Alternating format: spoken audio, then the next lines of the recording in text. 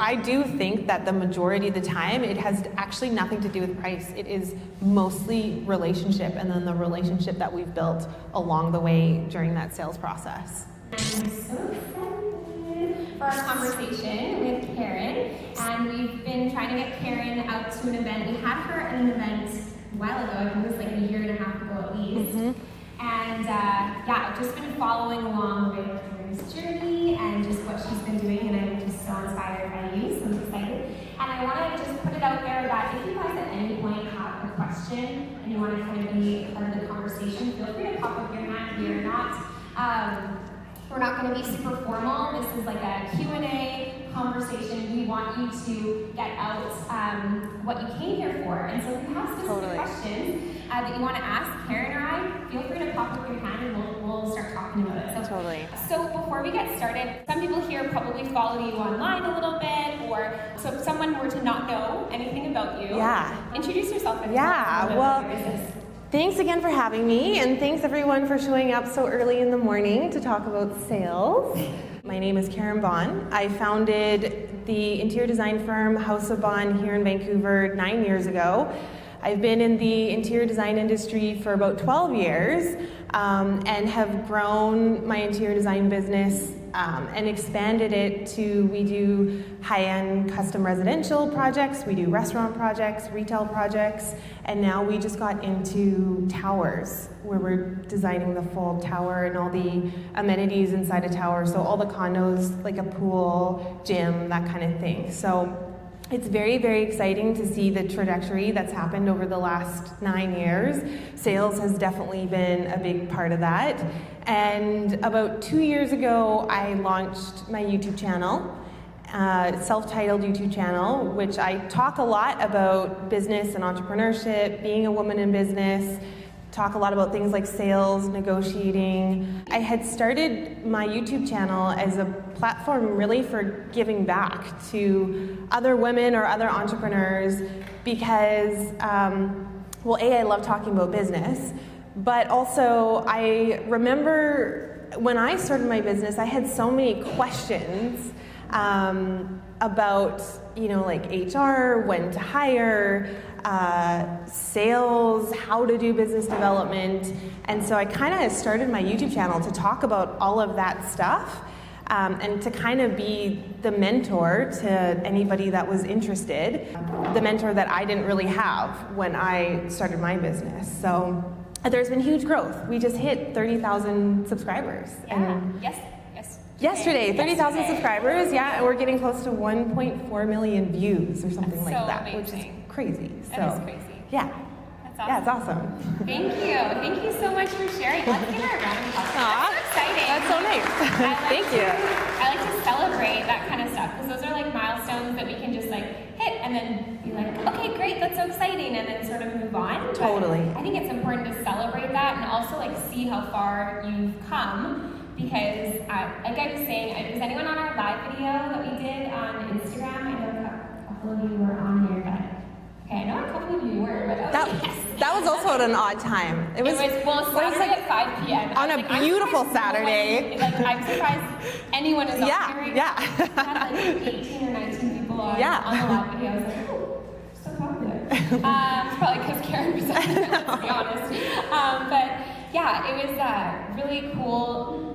Like, I found it really inspiring to see your transition because we had met, I think, right after you had started. I'm not sure if that's when we met or not. Yeah, I mean, we met a couple years ago, and so I'm sure it was before I started the YouTube channel. Before too. And it was it was like an awkward and cumbersome thing in the beginning because at the time, I had been running my business for a little while, and I had reached a point about 5 years in where I don't want to say that I was comfortable with my business, but that first 5 years are really like the building blocks to your business. And for me, at about the 5-year mark, I got to a point where I was like, okay, I get it. Now, going forward, I know that we've got some systems in place, and we'll do bigger projects and have bigger clients and stuff like that, but sort of that build was kind of accomplished. And so when I started my YouTube channel, I knew I had something to say, but I didn't know how I wanted to say it, and so it was totally cumbersome with me with like a flip camera,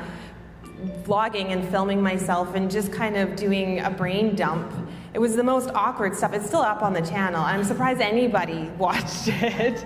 But I just kept putting myself out there and kept talking, and I didn't know what I was going to do with it.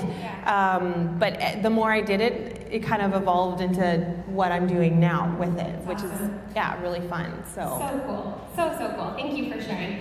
Okay, cool. So we're going to dive into a little bit about sales. Okay. So the question that I asked on the live was, like, first and foremost, to set the stage, why do we need to know about sales? Like, why can't we just put ourselves out there, do our creative thing, and like let the sales come naturally? Why do we need to know about it? Well, I think coming from a creative field, interior design, like I said, when I started my business, I hated sales. Like, I didn't really know how to do it, and I found it so awkward and uncomfortable. I didn't even know what sales was. Like, what is this? Yeah. And in the first couple years of my business, I hated it so much that I kind of considered hiring a salesperson to bring them in. And I stumbled across an online coaching pack. I don't think it's even around anymore, but my biggest takeaway from that coaching pack was that you could fill a room full of interior designers, and the best interior designer with the worst sales skills will never have as much business as the worst interior designer with the best sales skills. And that was a big kind of like light bulb moment for me, because as a creative person, I really fell into the belief that your work should sell itself, right? People are going to see these spaces, and then the next person is going to want to hire you, and the next person is going to want to hire you, and there's always going to be a project on the heels of the last one that you just finished. And it was in that moment that I realized that that really isn't the case. And sales is the heartbeat of any business. And the reality is that if you don't have sales, that you don't have a business. So that's why I think it's really important to talk about it. And we can get really, we can go deep on this subject, but we can get really tied up into like how we value ourselves in that sales process, and it can get messy. So we'll talk about that. Yeah, we'll talk about it. When you talk about the stuff that's all wrapped into that, because I agree, like there's so much, insecurity surrounding it, and the fear of not being liked or being, is anyone ever worried about being pushy or being salesy or even just being rejected. Being rejected, like rejection is really scary, right? Yeah. And how does it become easier over time? Because obviously it's never great to be rejected or to feel that way, but how does it get easier? Yeah, I think my biggest struggle in the beginning, when I realized, okay, I'm going to have to pick up the phone and start cold calling, like start reaching out to contractors or developers or people that I would potentially want to work with, architects, and try to align myself with some of these people in order to get more work. And that was a super, super uncomfortable process. And in the beginning, like I love telling this story because it's so dramatic, but I would like take a few breaths before making this phone call, and I would literally, I would be sweating all over the place, and I would make the call, and if they didn't answer and it went to voicemail, I would say oh my god, hi, my name is Karin Bohn, and then by the time I would hang up the call, I'd be like because I hated making the call. And what I learned about the reason that I hated making the call was because I really suffered, and I don't know if any of you guys can relate, and if you can, that I would love to know, but I really suffered from almost like a beggar's mentality. Like, I'm picking up the phone and asking you to work with me, like, please, please, please, will you work with me? But not realizing that I actually had value to deliver, and that the person on the other end of the phone can actually hugely benefit from what I have to offer. So it wasn't until I made that sort of mental shift that it got a little bit easier. But I mean, it was, it's like anything, right? Pushing past your fears and just trying it over and over and over again until you start to get a little bit more comfortable with it. And now, honestly, it's like I have no problem. I can call anybody and make a sales call, like no problem. But in 3 years, my first 3 years of business, that was almost like impossible for me to do. Yeah. And thanks for sharing that, because I think, you know, people might see you now like, oh, it just comes so naturally to Karin. I can never be like her, like be so confident and whatever. I worked hard at it, like really, really hard at it. Yeah, that's awesome. So cool. Thank you for sharing that. We talk about, the question that someone asked on the live video was, how did you get your very first client? And you said you're going to say it first. Yeah, well, because a lot of people ask that, right? They kind of go, okay, I'm going to start this business, and I'm going to print my business cards, and I got a name, and I've got my website up. Okay, I'm ready. And then they're like, okay, how do I get a client? So that's a question that I get asked a lot, is how did you get your first client?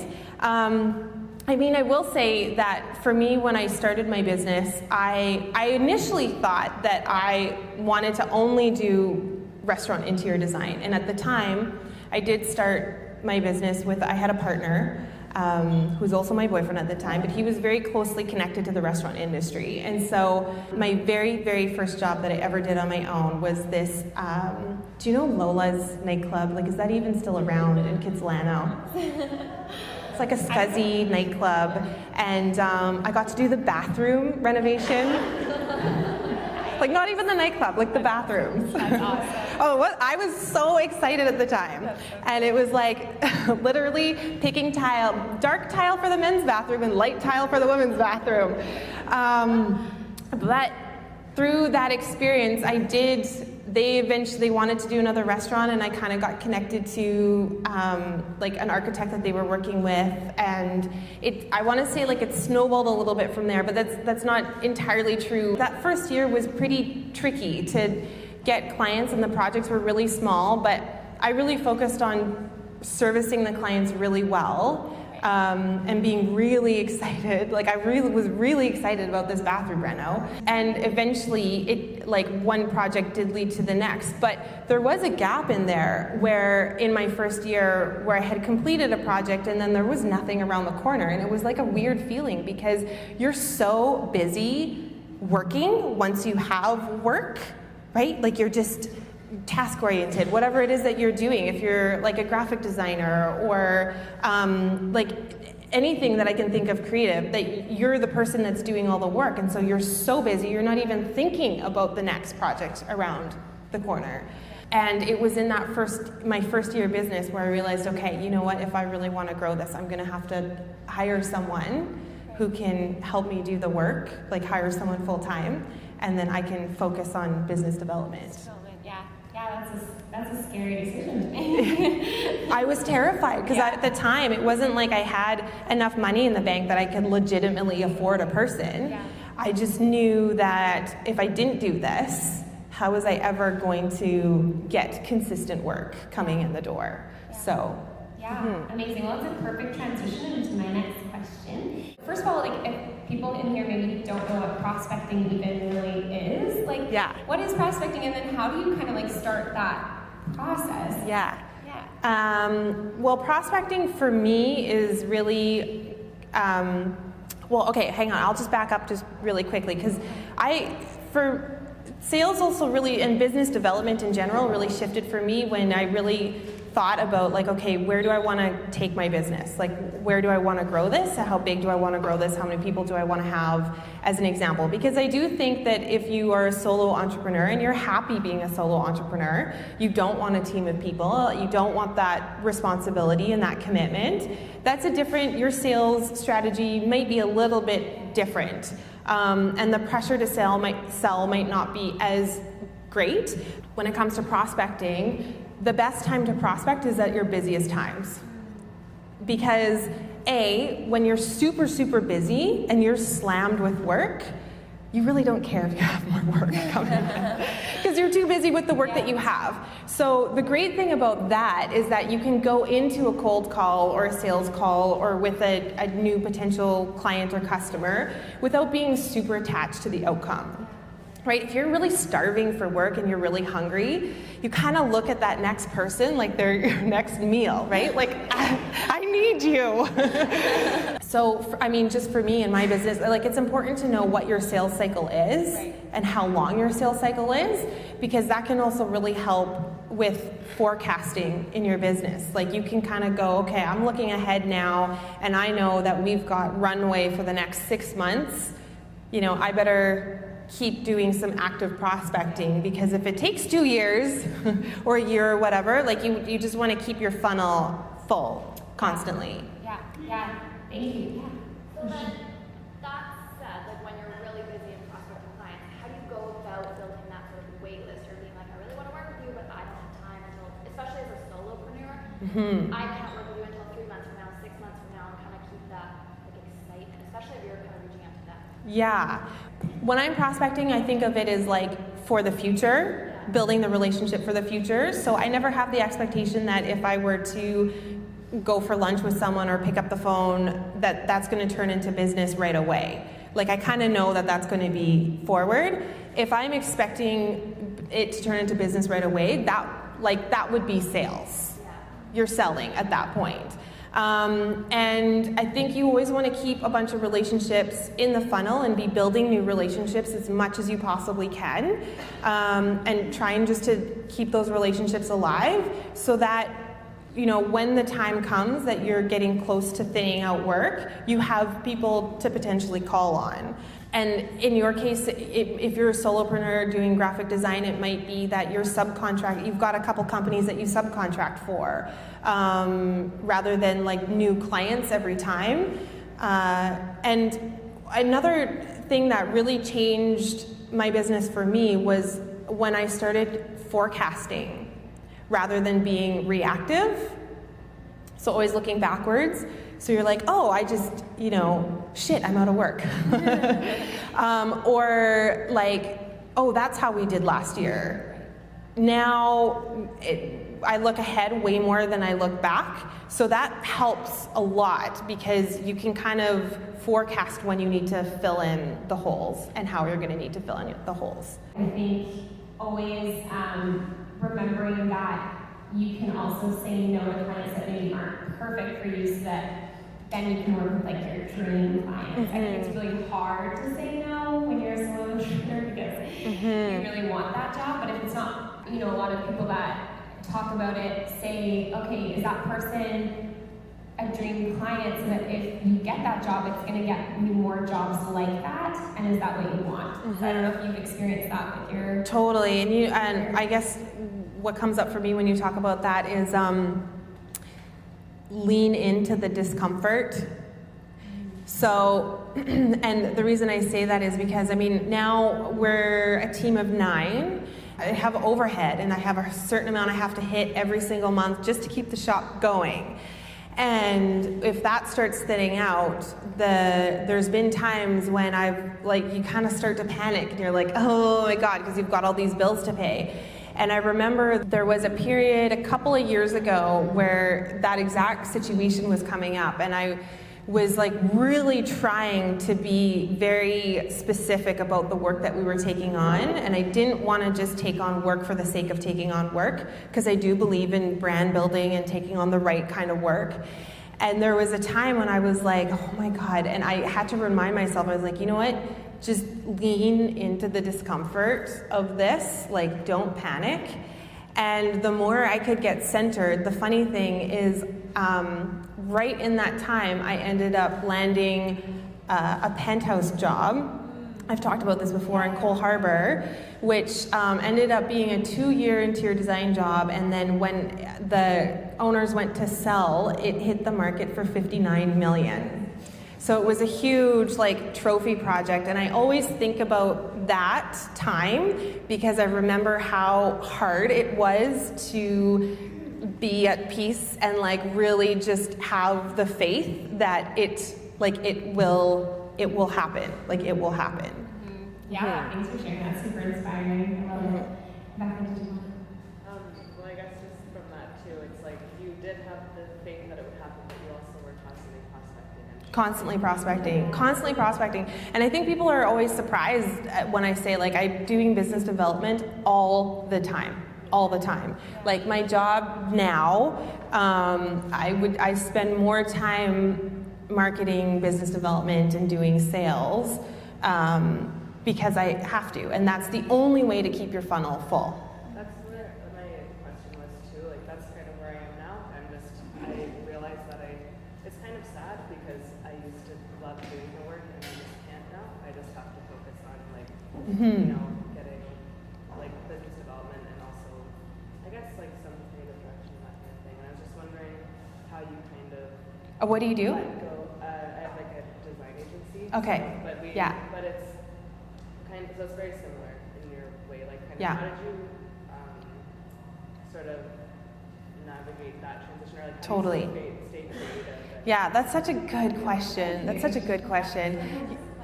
Sorry, The how question- do you stay creative when you're now in a position where you have to do lots of business development and sales in your business? Yeah, it's so tough because I think especially for creatives, you know, the reason why you go into business for yourself is because you're passionate about the work and you love the work, and the work is fulfilling and satisfying. And as you build a team, or as you realize like the work doesn't just trickle in on its own, and you have to start doing more sales and business development, sometimes it can be really difficult to let go of the creative side. Yeah, so the question was like, how do you navigate that transition from doing the creative work and being passionate about the work that you love to now transitioning into a completely different role, which is really sales and business development. And for me, the way that I navigated it was I always knew that I wanted to grow a really big business, and I really love cultivating a team, and I really love leadership.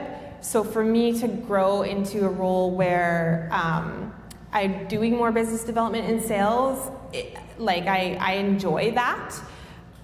But I think if you are a creative person and you really you still want to build an organization, I think the important thing is then hiring people around you to do the things that you don't want to do so that you can really focus on what you do best. Yeah. Do you have a salesperson now that you're Not yet. No. But eventually that will happen. Yeah. That's cool. That's a good question. I love it. Okay, I feel like we've covered so many of the questions, but maybe we can just expand on. So, the relationship process. So you talked a little bit about it, and obviously for some people it's going to be kind of a shorter, depending on how long your sales cycle is. Like you were talking about earlier, it'll be kind of like a shorter turnaround. So some people's sales process could be like a week, maybe, right? Totally. So it could be shorter or longer, depending on what your business is and depending on the price of your services or your products.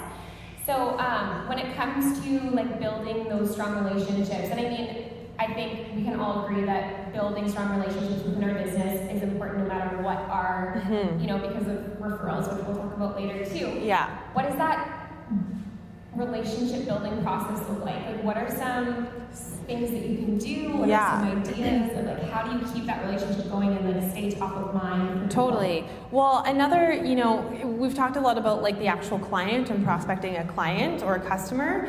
I think another person to think about in the realm of your business is a champion for your business. And what I mean by that is, or mini champions. So those people aren't direct clients, but they're champions for my business. And you want to cultivate and take care of those people just as much as you take care of clients. And that can be anything from, hey, thank you for the referral, even if it doesn't work out, right? Thank you for the referral, let me take you out for lunch, here's a bottle of wine at Christmas. You really want to do all those things so that those people keep championing. Championing. Wow. Thank you. That's not right either. Championing. You know what I mean. Now I don't even know what the word is. No, I don't. Where they keep supporting and talking about your business, right? So, because you never know where a lead will come from. And so I think keeping that net really, really wide and thanking those people and giving them a reason to want to keep talking about you and wanting to keep referring you. I think that's super important. Yeah, absolutely. I totally agree with you, and I think it's so much easier, and especially if you don't like sales, like it's easier to build relationships with people, and those people can help your sales process as well, right? So if you're really good at like the relationship building part, then you can really like focus in on honing on that as well. Yeah. So I want to transition into a little bit more about what we were talking about in the very beginning about having confidence, so there's a lot that goes on kind of in our brain when we're thinking about business development or sales or, you know, gaining clients and referrals. And on paper, some people know, or they've been told by other people, you're really great at this, you know, like you have a gift for this. But when it comes to you talking about that with other people, people kind of clam up and get, so is anyone in that situation right now? They're like super nervous to talk to other people about their product. They're like, I know I'm good at what I do, but I can't really tell people that because I don't know how to do it. So. Yeah. Well, I was thinking earlier, like if you start actively doing more sales, so there's a couple things. One, I think the important thing with sales is to be really unattached to the outcome, like in that moment when you're relationship building, right? So if a person says, no, it's not the right time, or, you know, it's another lunch that you paid for, whatever, you can't, that's part of the process, right? So that doesn't mean that you're not going to get the job eventually. It's just not right now, and that's part of the sales process. So if you can be really unattached to the outcome, I think that can set you up for a lot of success. And then the great thing when you start actively doing sales, it's kind of like a really awesome focus group.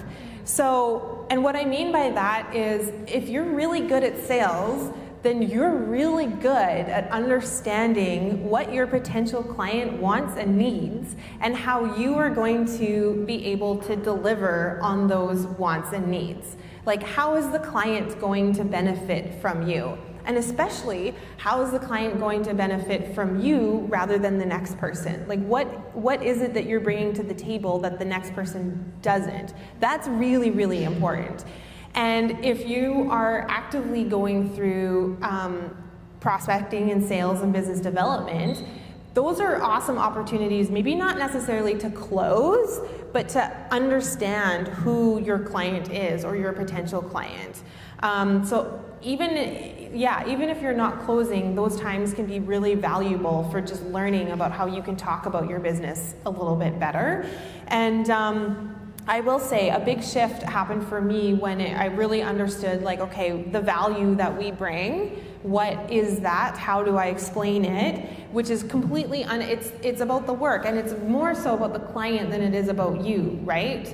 Or the customer than about you. It's really what are you doing for them? How are they benefiting? And once I understood that and can talk about all the benefits and the value, then the sales game changed actually quite a bit.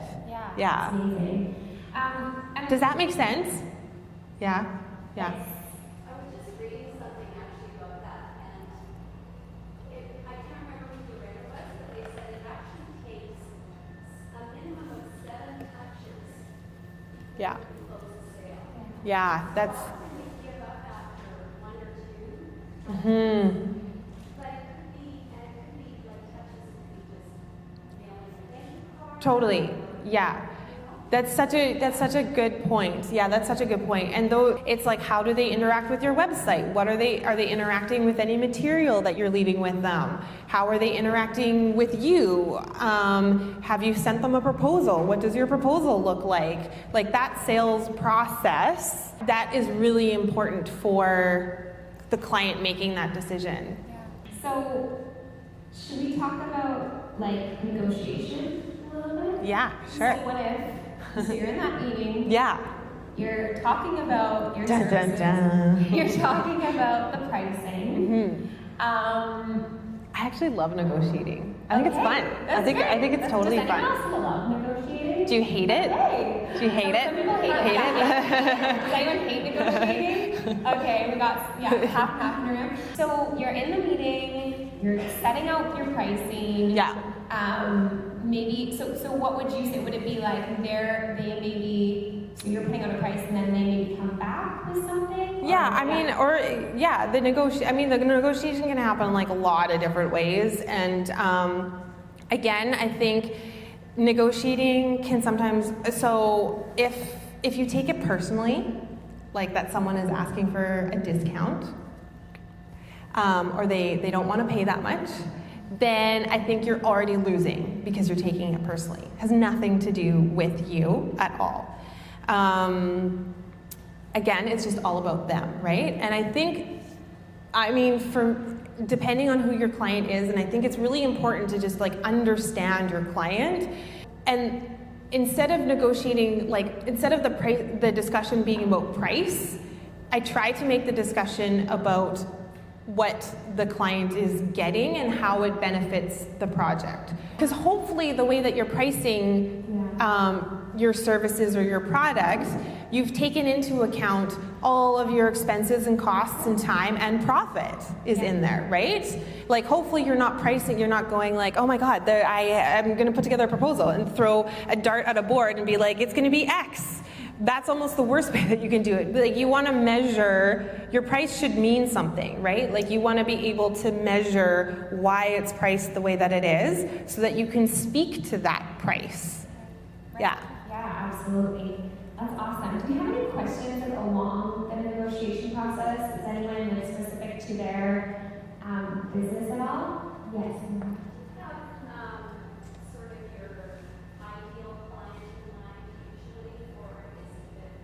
It has been flexible, but I do have almost like a minimum job amount.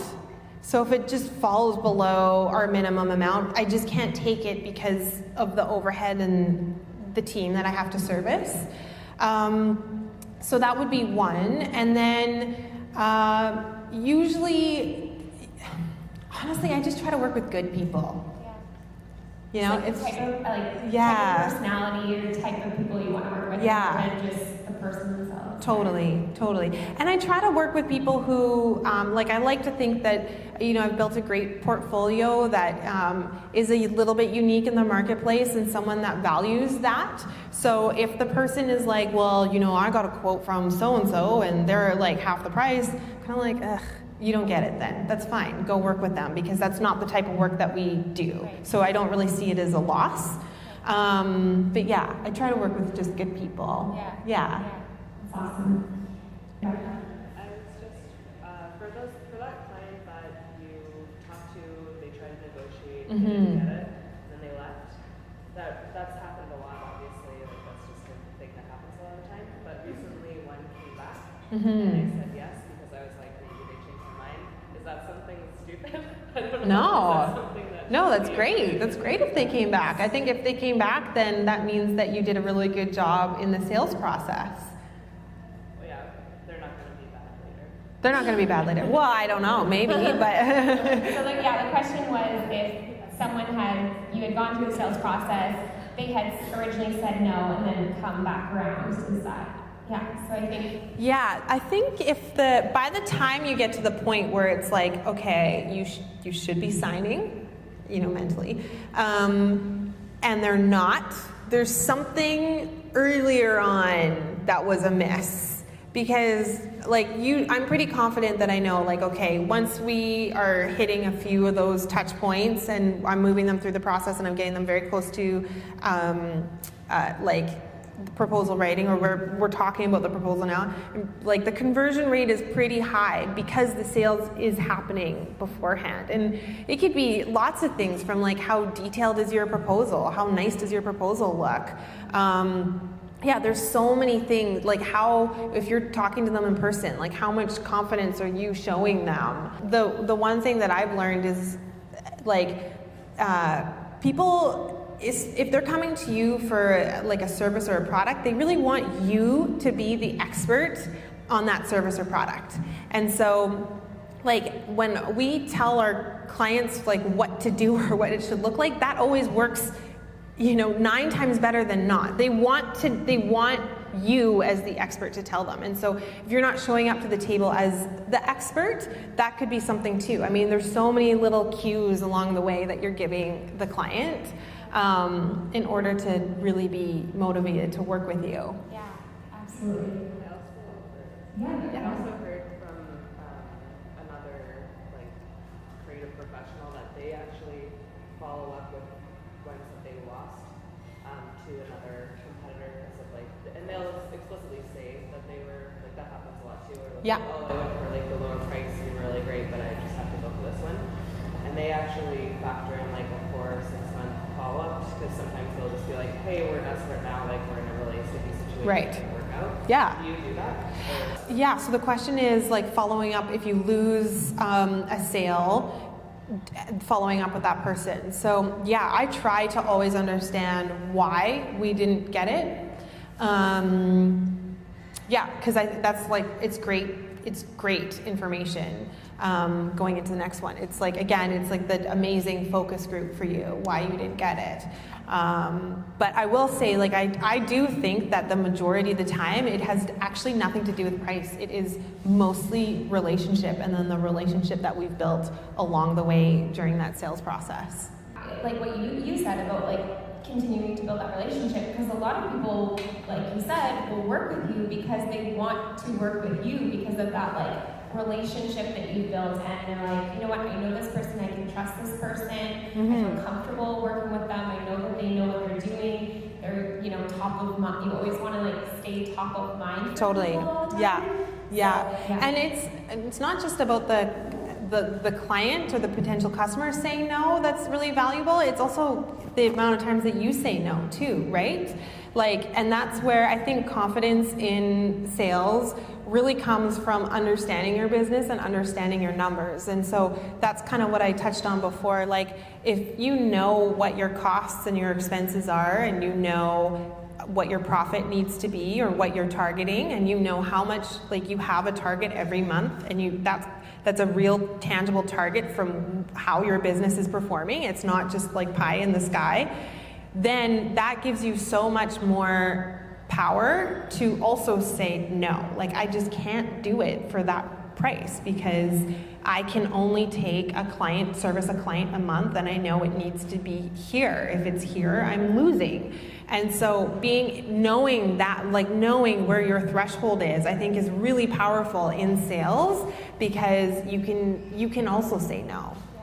And I think it's important too when you kind of gain that sort of confidence in who you know is a good fit and who's not a good fit. Because I think it's not something a lot of people talk about, but like sticking to your values and sticking to like what you know is best for your specific brand. Because there's a lot of times where you might be tempted to compromise that because you need the money. Yeah. So if you can be really confident and like, you know what, this is just, I'm not having a good feeling about this. Every time I've done that, it hasn't worked out. Exactly. Right? It has not worked out. Yes, and it's like, it usually what ends up happening is it ends up being more work and more cost than the project itself is worth. And I think I've seen a lot of nodding heads, so I think we've all been in that situation before. Yeah. So yeah, like sticking to like, no, this is what we do, these are the people that we work with, and I'm super confident in that, and then allowing one project to go because you know something else bigger is hopefully coming. Yeah. So Yeah. if you're confident in that, I think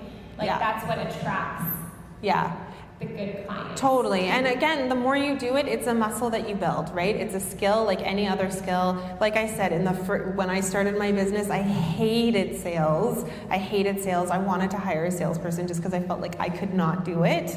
And it's been something that I've